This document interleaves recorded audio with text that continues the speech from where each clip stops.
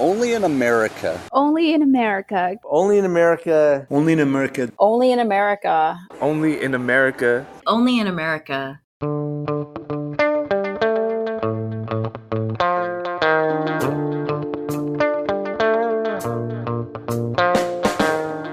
Welcome to Only in America. I'm Ali Noorani.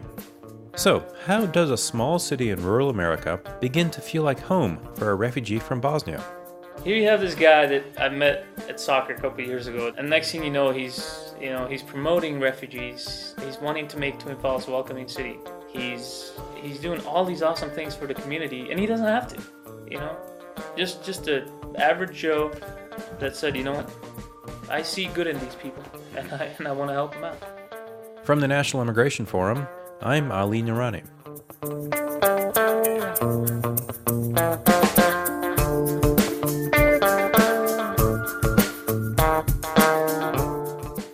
In the fall of 2015, more than half of the states in the country made moves to block refugee resettlement. All but one governor calling for an end to the resettlement of Syrian refugees was Republican. And during the summer of 2016, the issue took on a heightened fervor in the small city of Twin Falls, Idaho. It was then that Breitbart News, InfoWars, and others sensationalized a juvenile sexual assault in the city of 44,000. As a result, anti-immigrant, anti-Muslim sentiment across the country spiked. Twin Falls elected officials, law enforcement, Chobani's leadership, business leaders, along with the immigrant and refugee community were subjected to verbal attacks and death threats. But Bob Narabout and the Idaho dairymen were going to do something about it. Now, if you know Bob and his wife Doris, you know they're incredibly kind and generous people who live out the teachings of their faith to the fullest extent. In addition, as executive director of the Idaho Dairymen's Association, Bob has a powerful platform. Representing the third largest dairy industry in the country and a primary driver of the state's economy, the IDA is a force on regulatory issues in the State House and has the ear of the congressional delegation. But in 2016, this was different.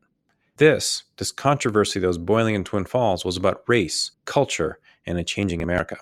Now keep in mind, Idaho dairymen are a politically and socially conservative bunch. Their operations are family-owned, relatively small scale. And with an Idaho unemployment rate of 2.6%, they face an incredibly tight labor market.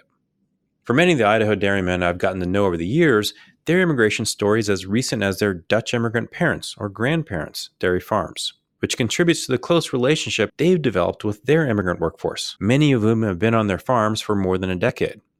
Last week, early August 2019, the past work by IDA and their friends and colleagues has led to the new Unity Alliance of Southern Idaho, a coalition of faith, law enforcement, business, government, and community leaders across the region working to advocate for immigrants and refugees. And over the weekend, Bob texted me that the Unity Alliance had secured the $20,000 pledge per year for 3 years that they needed to hire an executive director, which means that there's going to be a sustained coalition in conservative Idaho to advance strategies that unify the state. So my question is, Bob, where do I send my resume?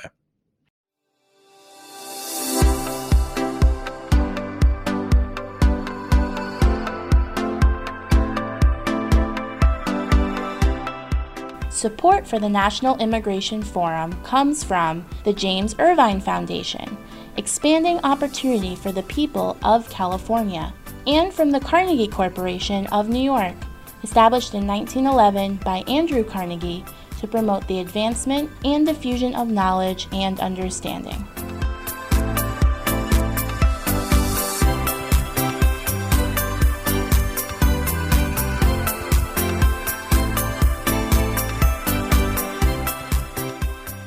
For this week's episode, I talked to Ado Mustafic.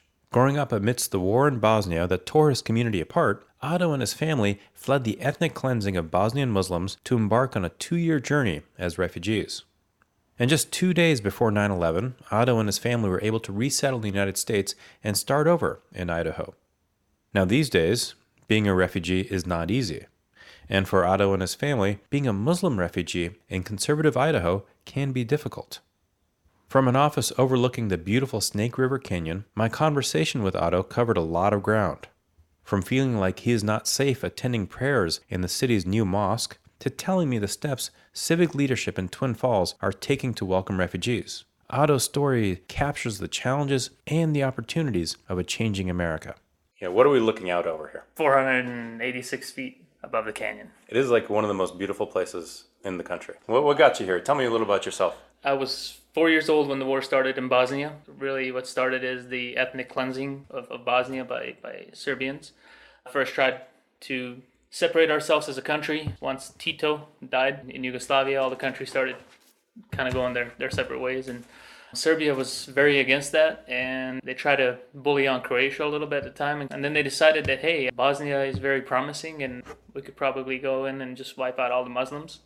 And really, that's kind of where the whole thing started, was they signed this little treaty where as long as all the men turn in all their weapons and anything they have they could fight, we won't do anything. Well, the country was very, they listened very well, if you will, and then, they imprisoned, I don't even know how many men, my dad included, and he didn't have a choice really in being in the service. It was kind of like you have to go fight for your country type thing. So it started when I was 4, beginning of 92, and that's the last time I saw my dad.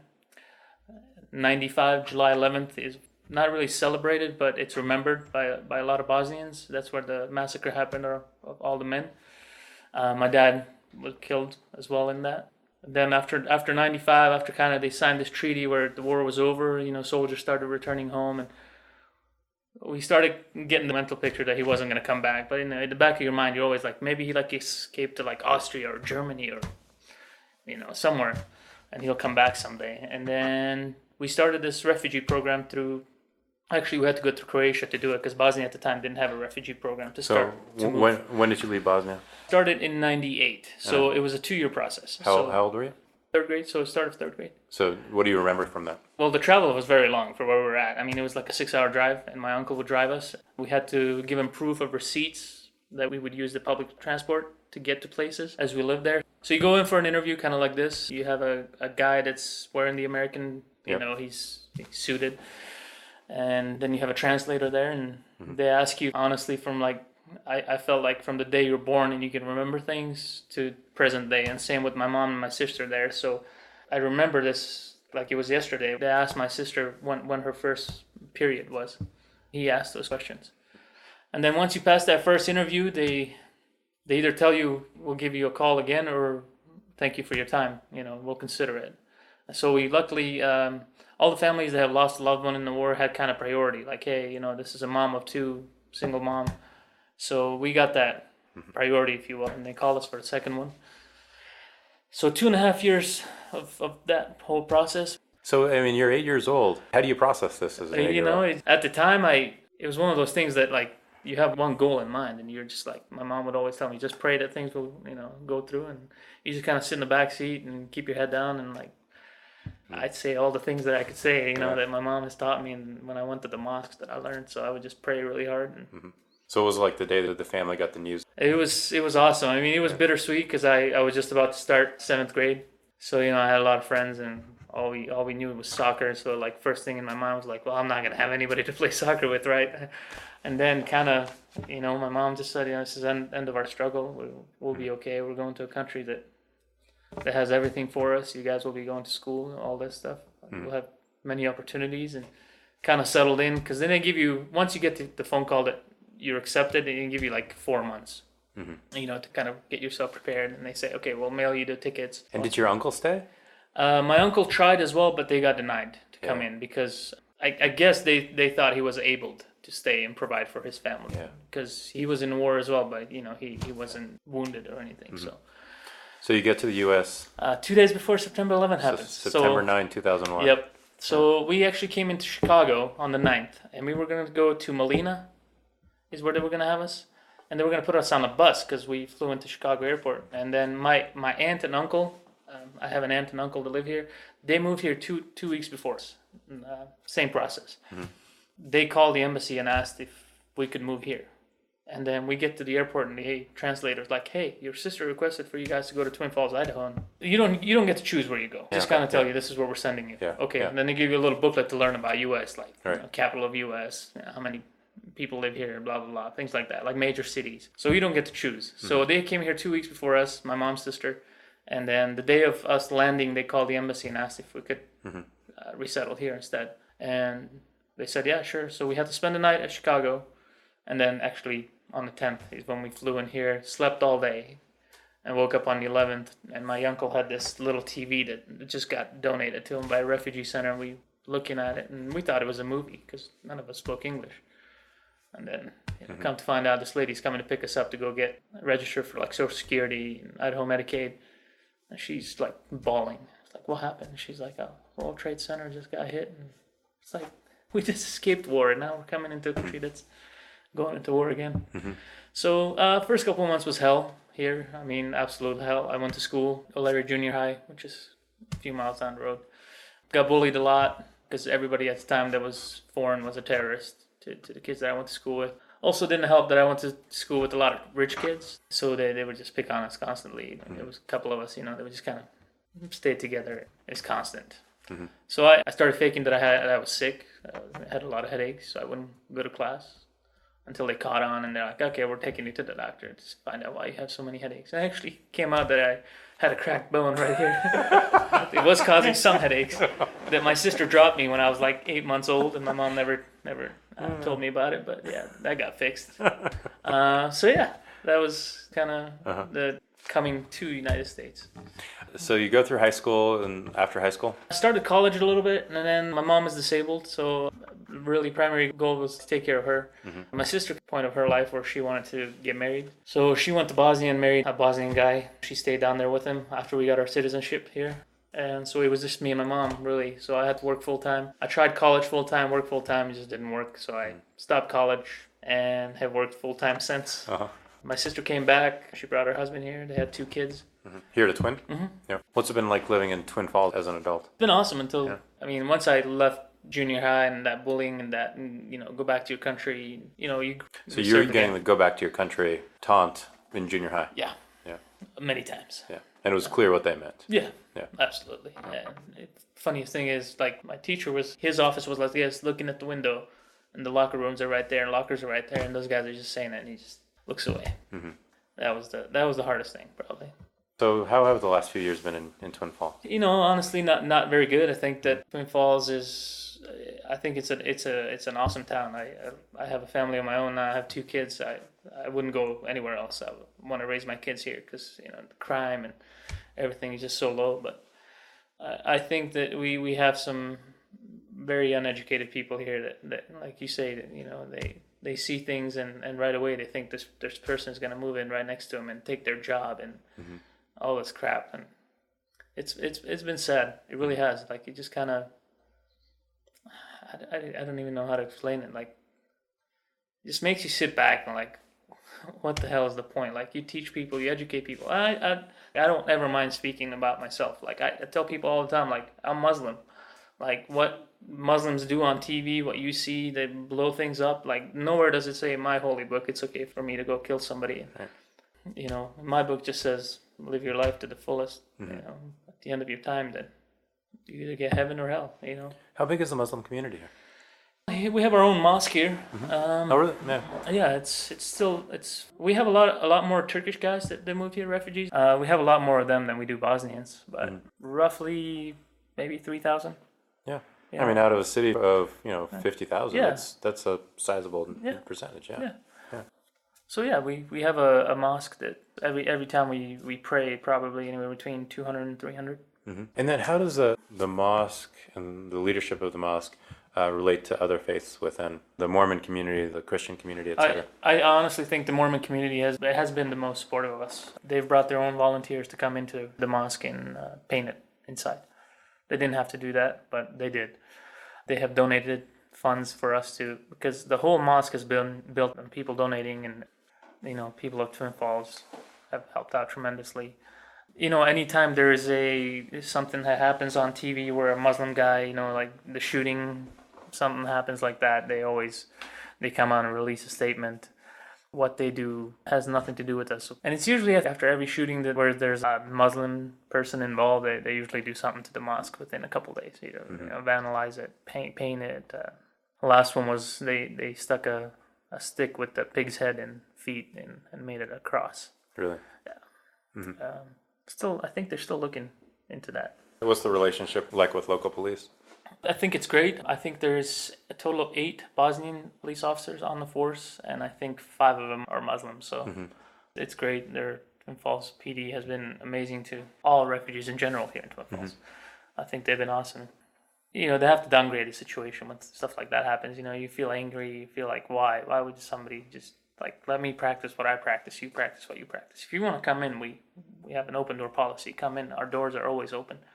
If you want to see us pray and stuff like that. But I haven't gone to the mosque in the last 3 years to pray when we have ever since I had a kid, it brings that. I grew up without a dad. I would hate for my kid to grow up without a dad, and I would hate for, I'm praying there and some, idiot walks in and just opens fires on us. And then, my kid is growing up without a dad. So I stopped going just for that reason, really. Do you still practice? I just practice at home during the month of Ramadan. I'll just pray at home, but after the month of Ramadan is over, I don't go. I just stay home. Having gone through the last few years, would you have still made the decision to come to the U.S.? Absolutely. Why? Well, the greatest country in the world. You can walk off the street here and go get a job and make a better life for yourself and your family. You can go into McDonald's and start there and then become something, save money, and be somebody. In my country, you go get your doctorates, whatever, and then you're jobless, you're doing construction. Yeah. Opportunities here are endless, and people don't realize that. In a span of 24 hours, we lost everything in Bosnia.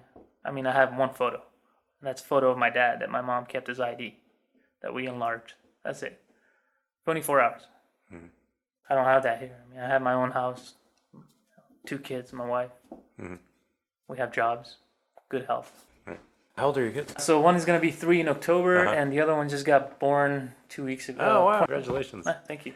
When they grow up, how are you going to explain to them your journey to the U.S.? Well, with our almost 3-year-old, we're trying to speak Bosnian only. So we're trying to teach her things already. It's going to be tough for me to sit down and talk to my kids about that, so I probably am going to make my wife do it. But, you do it. Hopefully she doesn't listen to this podcast. Yeah, otherwise you're going to tip her off, right? Yeah, it's okay. It's okay.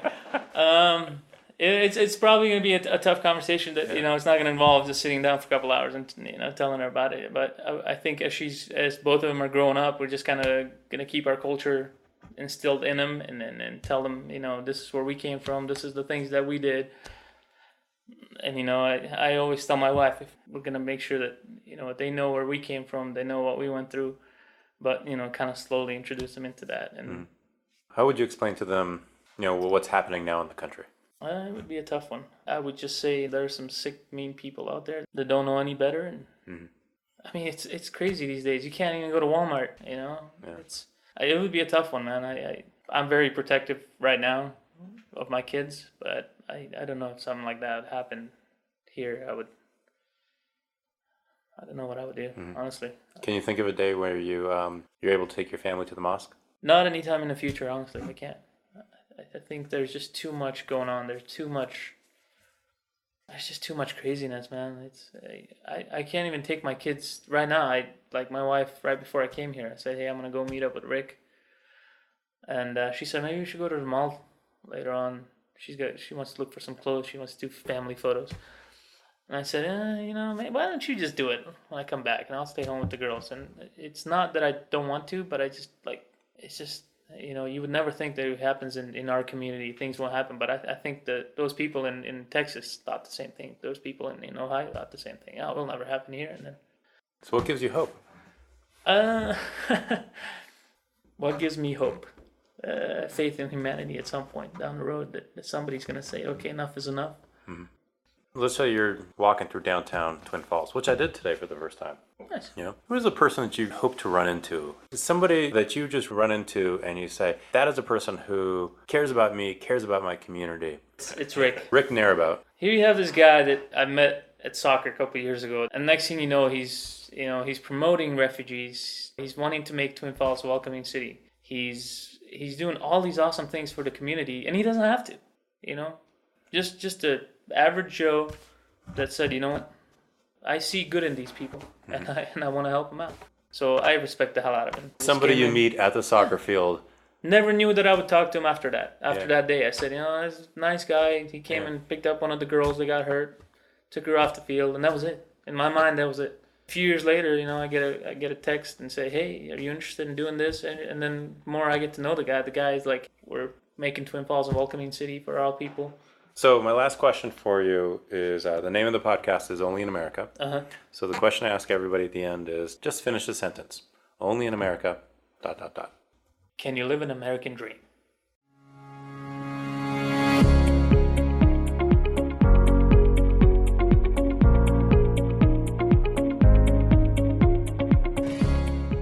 Ado Mustafic is a Bosnian refugee living in Twin Falls, Idaho. You can find more information about Ado on our website, immigrationforum.org. And if you like what you hear on episode 95, make sure to subscribe to Only in America on Apple Podcasts.